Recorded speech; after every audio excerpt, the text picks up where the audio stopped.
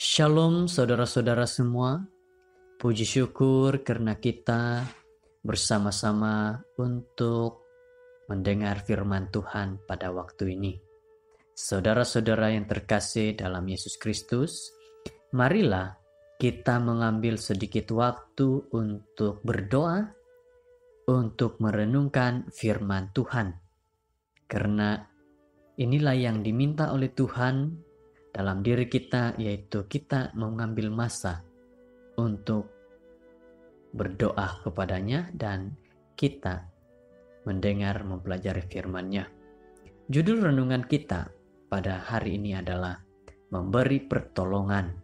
Dan ayat renungan kita diambil di dalam 2 Korintus 4 ayat 8, di mana mengatakan, "Dalam segala hal kami ditindas, namun tidak terjepit.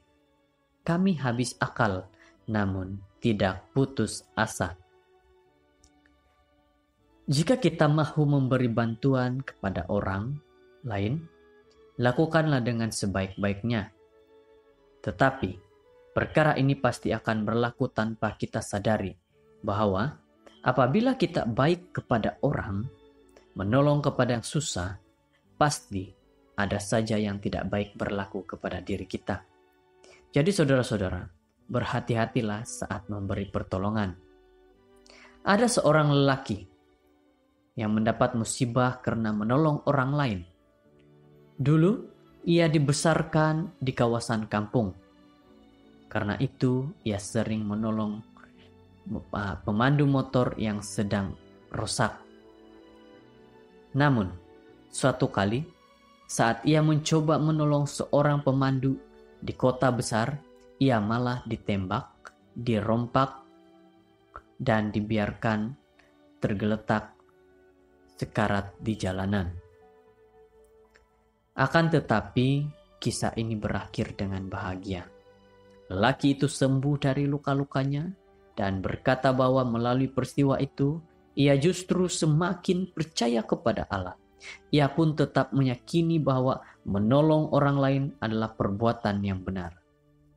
Memang benar, apabila kita menolong kepada orang-orang yang memerlukan pertolongan, itu adalah perkara-perkara yang baik, perbuatan-perbuatan yang baik. Tetapi kita lihat bagaimana cerita daripada laki-laki ini. Dia menolong, tetapi dia mendapat luka-luka, malah ditembak. Semua itu adalah karena kadangkala yang terjadi dalam kehidupan kita, orang bersangka buruk. Saudara-saudara, dengan kisah ini bukan berarti saya membawa para pendengar, saudara-saudara semua untuk berhenti menolong orang-orang yang susah maupun pemandu motor yang rusak.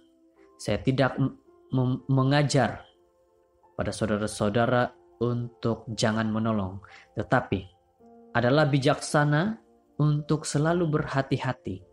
Namun, perjanjian baru menunjukkan bahwa saat kita menolong orang lain, kita akan cenderung mendapat masalah, terutama bila kita sedang membawakan berita Injil kepada orang luar, orang ramai.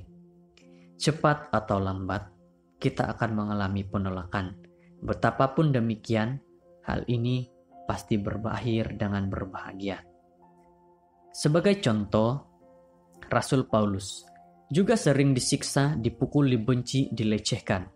Namun, ia menampakkan sikap hati orang yang mau melaksanakan dengan sungguh-sungguh apa yang ia ingin lakukan. Jadi, ia bekerja sama dengan Tuhan untuk menyelamatkan jiwa orang-orang yang nantinya akan bersyukur dalam kekekalan. Ia tahu bahwa pada akhirnya Tuhan sendiri akan menyatakan nilai yang kekal atas segala usahanya, dan anugerah itu sebanding dengan segala masalah yang harus ia alami saat menolong orang lain. Saudara-saudaraku, renungan kita pada hari ini mau membawa kepada kita bahwa kita tolonglah kepada orang-orang yang memerlukan pertolongan. Tetapi di samping itu kita harus berhati-hati. Jangan sampai kita sendiri yang terluka. Marilah kita lihat bagaimana Rasul Paulus, walaupun dia dibenci, dipukul, dan dilecehkan, tetapi dia tetap mau bekerja sama kepada Tuhan untuk memberikan dan menyatakan Injil kepada orang-orang di luar sana. Upah atas kesaksian yang baik adalah sebanding dengan resikonya. Inilah renungan kita, kiranya memberikan kepada kita nasihat yang baik. Marilah kita menolong orang sambil kita berhati-hati. Kiranya Tuhan memberkati dan Tuhan sentiasa menolong kita. Amin.